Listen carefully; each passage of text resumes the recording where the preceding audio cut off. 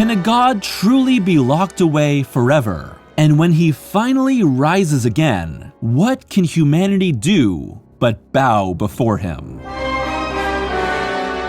Over the course of nearly 70 years, Godzilla has stood for countless visions, from Ishiro Honda's meditation on the destruction of Hiroshima and Nagasaki to the monster versus global pollution retribution. But while Godzilla had risen to prominence with a series of films that took him from the living embodiment of the nuclear bomb to the friendly protector of Japan, the financial disappointment of Terror of Mechagodzilla and the end of the Showa era of films in 1975 would cause the King of the Monsters to lay dormant for 9 years. But like any iconic character, the time would soon come for Godzilla to return to the big screen, this time as a distinctly new, fiercer interpretation. As we've discussed, Godzilla has evolved across 4 distinct periods: Showa, Heisei, Millennium, and Reiwa. But it was the Heisei period that brought the King of the Monsters into the modern era and began a constant cycle of renewal and reinterpretation, with the Heisei era stretching from 1984 through 1995 and encompassing 7 Godzilla films. This is the King of the Monsters moving away from the kid-friendly interpretation of the 70s and towards something more morally ambiguous and untamable. Here we'll explore the entirety of Heisei Gojira, from the creature's rebirth that captured its original horrors to its final moments that bring the story to a tragic cyclical close. And in this evolution of Godzilla, we can see a symbol of a nation's past colliding with and being transformed by the modern world. From 1976 through 1983, Godzilla was missing from the silver screen, but it wasn't for lack of Toho Studios trying. As I talked about in my last Godzilla video, the latter half of the Showa era was largely defined by a series of declining box office numbers and efforts to draw in broader audiences. But the box office bomb of Terror of Mechagodzilla led to Toho putting the franchise on ice. Over the course of the next decade, there were multiple unproduced films that tried to bring the King of the Monsters back. A color remake of the original Gojira titled Rebirth of Godzilla, multiple joint UPA productions that would bring US collaboration into Godzilla's franchise, and a 25th anniversary anti-nuclear film. All of these nearly came into being but never happened. In each of these cases, what was made clear was that the Showa incarnation was done, and that something new needed to take its place. But what actually got Godzilla back on film wasn't Toho. It was American director Steve Miner of Friday the 13th Parts 2 and 3 fame, and writer Fred Dekker, who would go on to make Night of the Creeps and Monster Squad, getting the approval of Toho to create an American remake titled Godzilla King of the Monsters in 3D. The film would, obviously, be in 3D, but also bring Godzilla to life in stop motion. However, the decision to let the US be the one to bring back Goji made Japanese fans upset. Specifically, it was the 10,000-member group called the Godzilla Resurrection Committee that called for Toho to make their own film for Japanese audiences. The petition would soon lead Toho producer Tomoyuki Tanaka, the man who first put the idea of a Godzilla movie into production and who had been involved with every prior film, to decide on releasing a new Japanese Godzilla movie jointly alongside Miner's American movie. However, Miner and Dekker's Godzilla movie was never picked up by an American studio, all of whom saw the stop motion as cost prohibitive and the creators as not famous enough to be worth it. Toho and Tanaka's new Godzilla movie, however, was already on its way to being made, co-released American movie or not. The result is 1984's The Return of Godzilla, directed by Koji Hashimoto, who had worked on several Showa films as assistant director, and written by Shuichi Nagahara, all under the guidance of Tanaka. And it was Tanaka that decreed this new Godzilla ignore every other film besides Ishiro Honda's 1954 original, essentially rebooting the franchise without losing its original themes. With this connection, we see what The Return of Godzilla is all about, bringing social relevance back to the King of the Monsters while trying to update him to be potent within a modern, technologically advanced Japan. First and foremost, Godzilla needed to be bigger to feel imposing in Tokyo's increasingly tall skyscraper skyline, with the kaiju increasing from his original 50-meter height to 80 meters, which would soon increase again to 100 meters through a nuclear power-up in Godzilla vs. King Ghidorah. The return of Godzilla quickly establishes that the 1954 original did in fact happen, but in the last 30 years, Godzilla has never been seen again. That all changes when, just like the original, a Japanese fishing boat encounters a monster. Before you know it, a new Godzilla has made its way to Japan, threatening the entire country. But this time, Godzilla isn't a metaphor for the bombings of Hiroshima and Nagasaki, but instead a catalyst for the then ongoing Cold War tensions between the Soviet Union and the United States, with Japan caught in the middle of potential nuclear conflict. Throughout the 1980s, Japan's economy boomed largely thanks to its exports, with the country becoming a major financial center and experiencing massive technological growth not for the sake of war. And it was into this new world that Toho and Tanaka wanted to unleash Godzilla, with special effects director Teruyoshi Nakano stating, "Everyone in Japan knew how scary nuclear weapons were when the original movie was made, but it wasn't like that by the 1980s. So in those meetings, we decided to remind all those people out there who had forgotten. The struggle of Return of Godzilla is not only in defeating a force of destruction that has suddenly returned after decades, but in a country trying to remain strong when caught between the world's superpowers." But unlike Gojira, Japan's triumph in Return doesn't come through a nuclear equivalent force of destruction, but instead through the country being able to come together, use their technological achievements like the Super X, and execute their plan. Lives are lost, and nuclear disaster is narrowly avoided, but Godzilla is defeated by luring him into a volcano and burying him in lava. Of course, he wasn't dead and wouldn't be gone for long. Like his origins, the potency of Godzilla's horror and heroism throughout the Heisei era comes from these films' abilities to connect with modern issues, and then elevate them through exaggerated kaiju battles. And for a Japan in the 80s and 90s, which had rebuilt itself from a devastating World War II defeat into a technologically relevant nation whose creations were slowly impacting countries around the world, the threats found throughout Heisei Godzilla are all tied into genetic experimentation, technological innovation, and space exploration. Return would go on to be a moderate success at the Japanese box office. Not exactly the smash that Toho wanted, but enough to prove that the king was still relevant. And just like the original Gojira, Return would be dubbed, edited, and have Raymond Burr added in for a US release, commonly known as Godzilla 1985. After the Return, it would take another 5 years for Toho to produce a sequel, which would come in 1989's Godzilla vs. Biollante, based on dentist Shinichiro Kobayashi's story, which had won a public contest to become the next Godzilla movie, and the true start to the Heisei era. So much of this film is focused on something other than Godzilla, and Biollante often serves as more of an idea than an actual presence, and more of a pitiful, existentially horrific creature than a villain, which makes it all the more terrifying. It's all due to a scientist creating a rose hybrid with his deceased daughter's DNA to hold on to her memory somehow, which is soon spliced with Godzilla's DNA and transformed into a massive kaiju that is an abomination to humanity, nature, and Godzilla alike, forcing them all to soon collide. Here, Godzilla is more like a complicating factor than the major plot point, but the two forms of Biollante are really awesome, especially the final form, which is a more monstrous, bigger, faster, grosser, tentacle-covered perversion of Godzilla. The human plot here actually provides emotional weight to the kaiju fights. This also introduces psychics into the world of Heisei Godzilla, while maintaining the Japanese self-defense force as being the science-based encapsulation of Japan's technological advancements and strength. The Super X2 is also here and fares better than the original Super X. Still blows up though.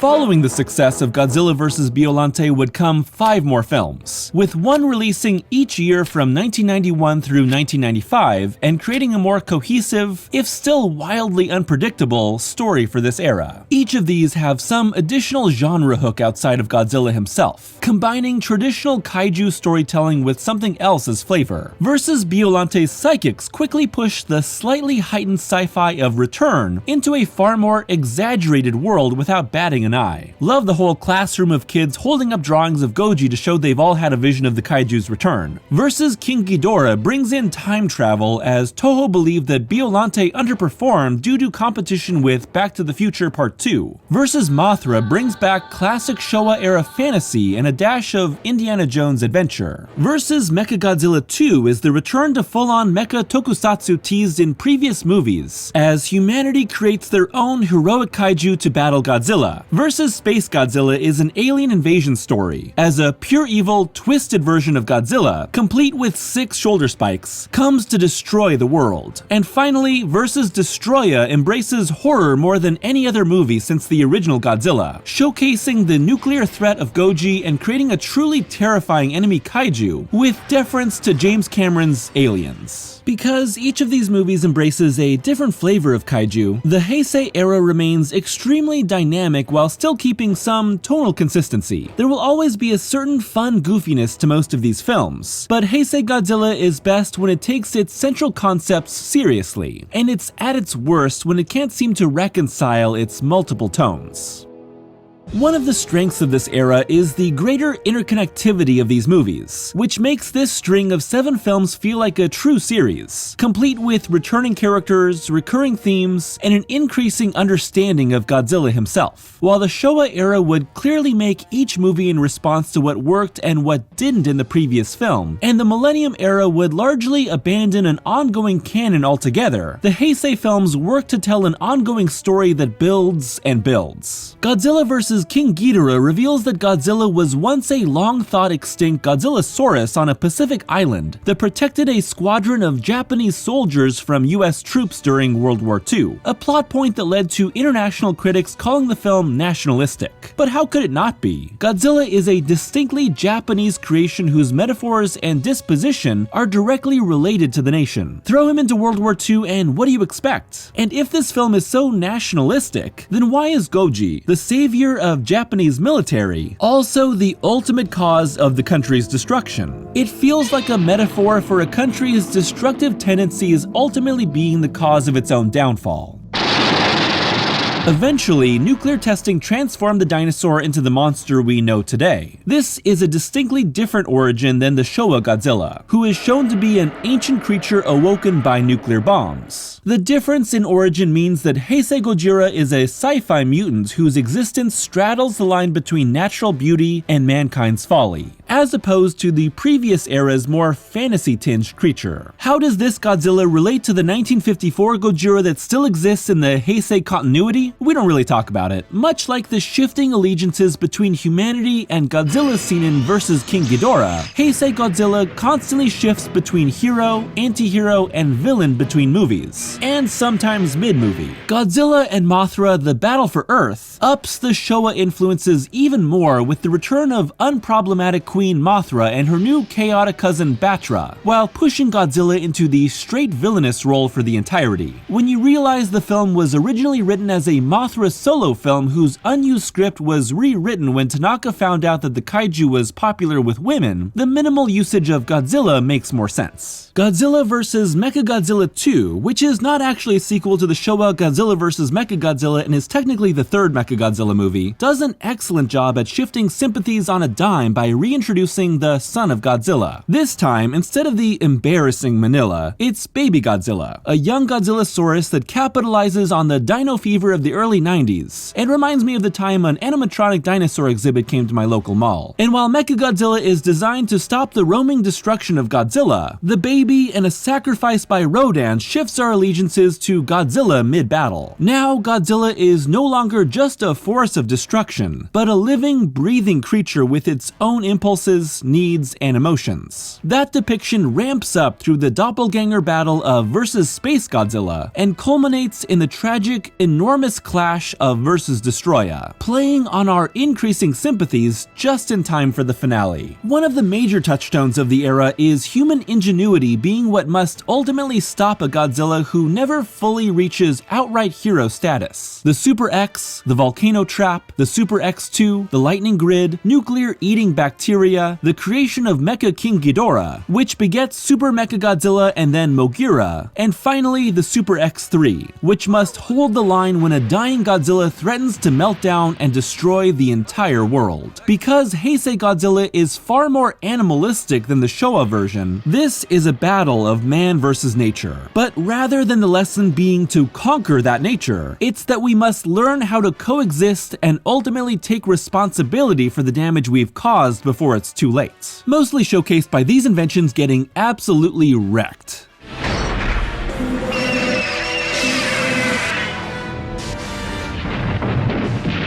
Another part of the larger Heisei arc is humanity basically realizing they were wrong about Godzilla, while Goji himself becomes a more complex character. A major part of this is recurring psychic character Miki Sagosa, played by Megumi Odaka, and appearing in every Heisei film except Return. While the size of her role fluctuates, Miki is the only human to truly understand Godzilla, at first working to stop the creature and eventually wanting him to find peace. Having a character like Miki accentuates the interconnectivity of these movies and helps to underline the toll endured by both humanity and Godzilla throughout. After countless encounters over the years, how could Miki and the audience not come to understand and root for Godzilla, even when he's caused so much destruction? To coincide with these recurring themes, almost every enemy kaiju is some sort of abomination, either created by man or perverting some aspect of Godzilla. Biollante, Ghidorah, Space Godzilla, Destoroyah. This also highlights Godzilla's natural connection to the world. He's a special creature, but he's also one of the few kaiju who's a true representation of Earth. In some ways, his presence pushes humanity to develop itself in the Heisei era to stop the creatures they've helped create.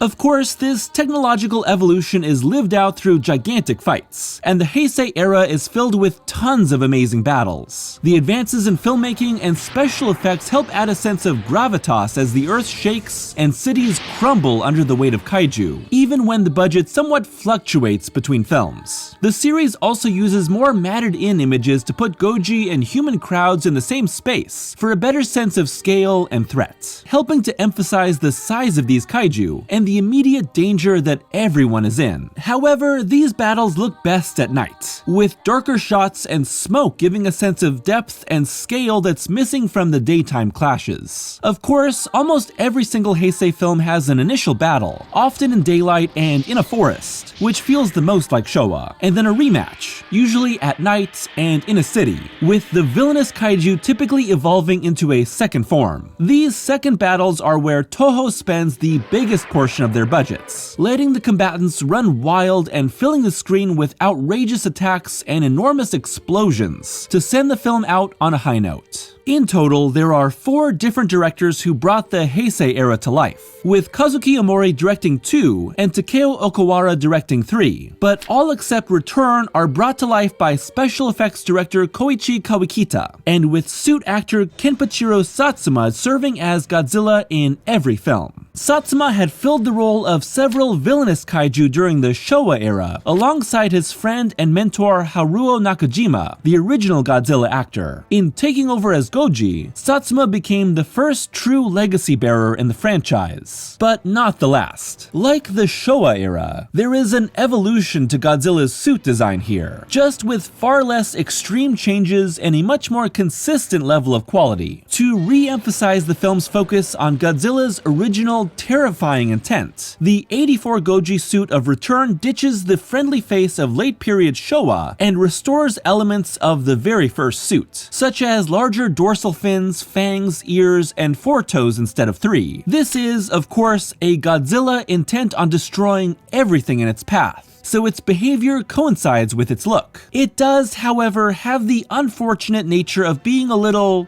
goofy, especially its huge white eyes, which sometimes face away from each other due to mechanical malfunctions. Biogoji would largely solve these issues and establish a look that remained mostly intact for the rest of Heisei. Smaller, fiercer eyes, double rows of teeth instead of single fangs, a longer neck with a bulkier chest, a muscly body, and a more feline face. These elements would stay intact while almost every movie following would create a brand new suit, with its own small modifications to body build, proportions, and eyes. But overall, Heisei Goji is a much more animalistic, muscular, fiercer beast than his Showa predecessor, with his final incarnation being his most awe-inspiring. After 6 films, Toho and Tanaka decided that it was time for Godzilla to leave the silver screen once again to renew interest in their star kaiju. The film that resulted was 1995's Godzilla vs. Destoroyah, which opens with the reveal that the King of the Monsters is undergoing a nuclear meltdown after absorbing too much radiation in an explosion that destroyed his and Godzilla Jr.'s island. And with an opening that explodes the original Gojira's title card with the Oxygen Destroyer, the device used to kill the first Godzilla, the stakes are set for the Heisei Era's climax. Our human heroes, including Miki and the grandson of Dr. Kyohei Yamane of the 1954 original, soon conclude that Godzilla is destined to undergo an enormous nuclear meltdown that will ignite the entire planet and must find a way to prevent it. And if that wasn't bad enough, Dr. Serizawa's Oxygen Destroyer has mutated a group of ancient organisms, soon turning them into the terrifying composite creature Destoroyah, strong enough to both kill Godzilla and destroy humanity. The story that follows is equal parts horrifying and tragic, easily becoming the Heisei film that most lives up to the original's intentions. As Godzilla rampages, brought to life in a glowing, steaming suit that boils the oceans around him and spews massive energy, it becomes clear that there's no saving our king. The flashbacks to the original's unavoidable losses, the shocking death of Godzilla Jr., and the meltdown of Godzilla himself, falling apart but heroically contained by the Japanese self-defense force, are all rendered in a manner that's beautiful, action-packed, and sorrowful. But Godzilla vs. Destoroyah ends on a hopeful, cyclical note. Instead of rendering Tokyo uninhabitable forever, the massive amount of radiation generated by Godzilla's meltdown has revived Godzilla's son, death giving way to life, and affirming that Godzilla is eternal, even if that means he must take on new forms and leave the past behind.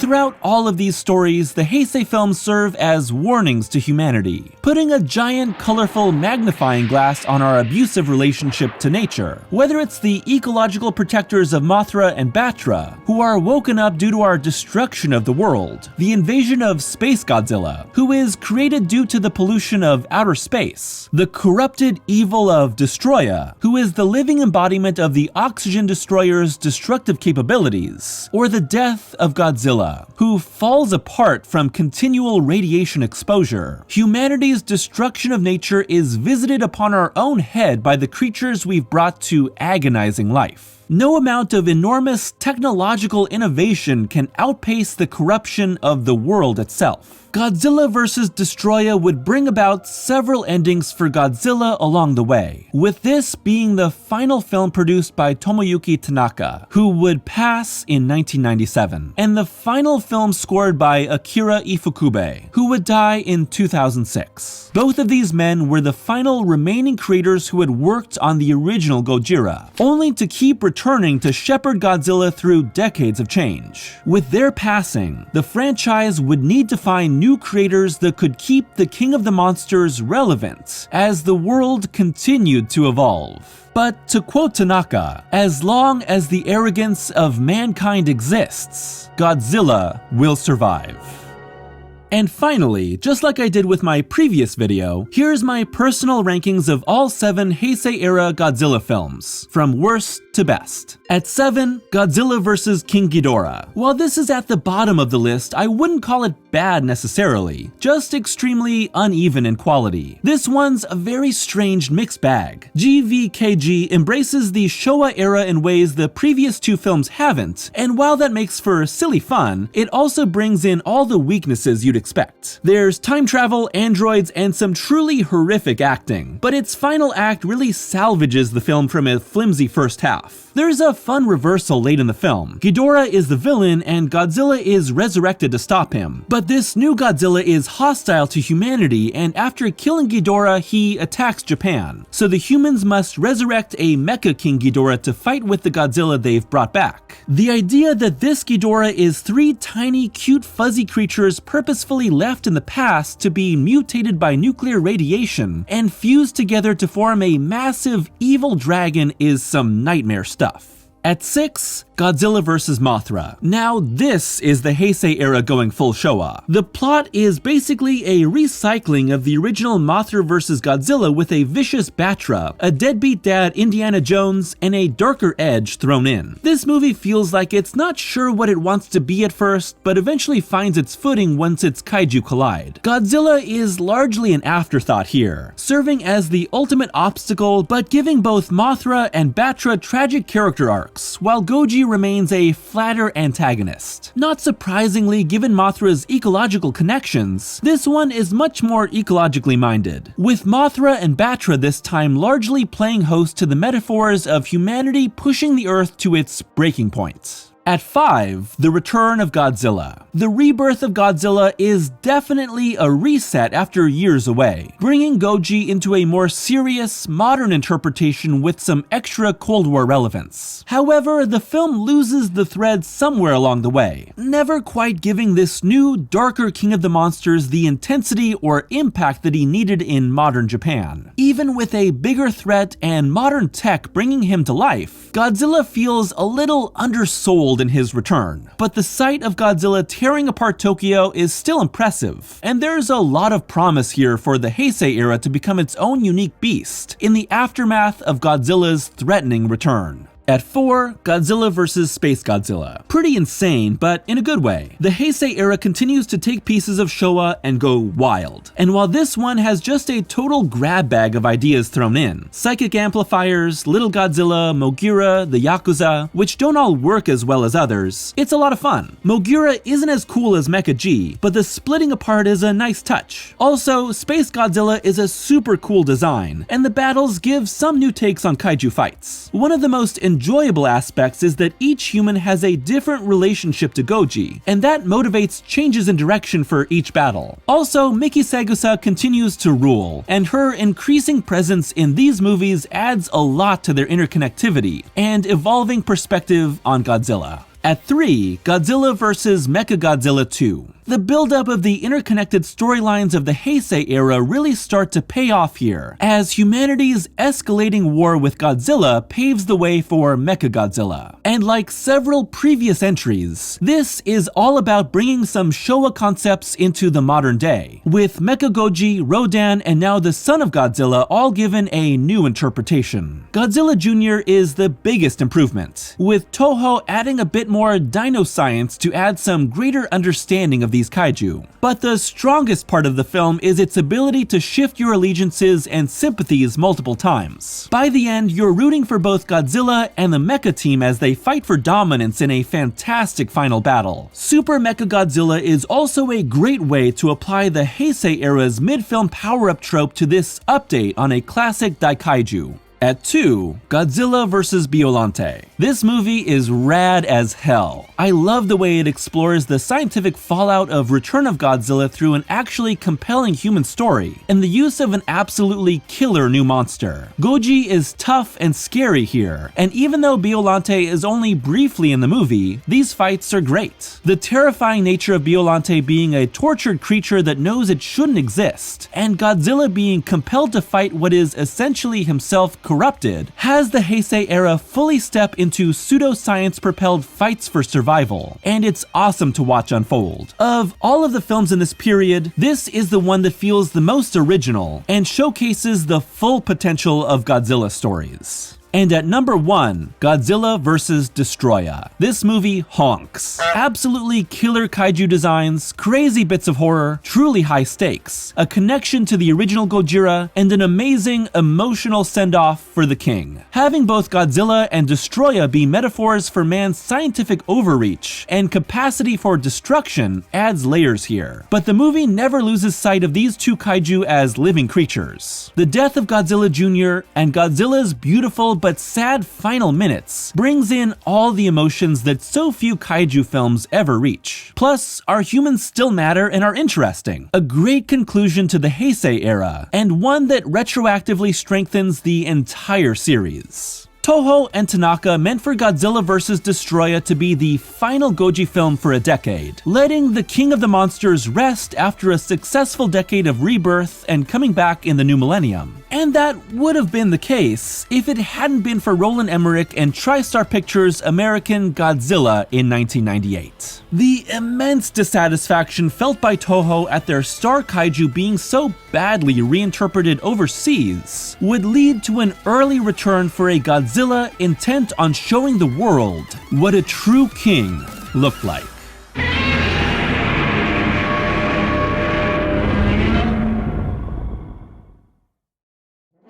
Thanks for watching today's video. I figured it was finally time to get back to Godzilla, and watching and talking about the Heisei Godzilla was so much fun. It's been really interesting for me to watch the continued evolution of Godzilla from Showa to Heisei, and both analyze these films on their own and as a whole. So I hope that you've enjoyed this continued exploration of Godzilla through the ages too. Obviously, after 2 of these videos, I'm definitely going to be doing more Godzilla videos, but the performance of this video, like the last one, will dictate how soon I do a video on Millennium Godzilla. So if you enjoyed this and want more Godzilla, please like, comment, and share the video so it can get more views. And as a whole, I would say that I enjoyed the Heisei era more than the Showa era. It's just a little bit more my speed and style of action, adventure, and kaiju, but that's not to discount the Showa era because I think a lot of those movies are a lot of fun, even if some of them are kinda dumb and super cheesy. But in both Showa and Heisei, when something's good, it's great, and I'm just having a lot of fun watching Godzilla. These movies have giant monsters in them and they fight, and really, that's rad. I'd also like to know your own personal rankings of the Heisei Godzilla films as well, so leave that in the comments below. I'm gonna be doing rankings of each of the individual eras as I cover them, but when I finally reach the final video in this Godzilla series, which will either be the Monsterverse or Shin Godzilla, I will do a definitive ranking of every Godzilla movie all together. So look forward to that eventually. As always, thank you to my patrons for their continued support. At the time of this recording, I will probably have put out 2 more exclusive Patreon reviews for Falcon and Winter Soldier and the new Mortal Kombat movie. So if you'd like access to those and early access to every video, it's only $1 a month. And until I see you again, I hope that you're all taking care of yourselves, staying safe, watching out for one another, and watching some great Godzilla movies. See you again soon.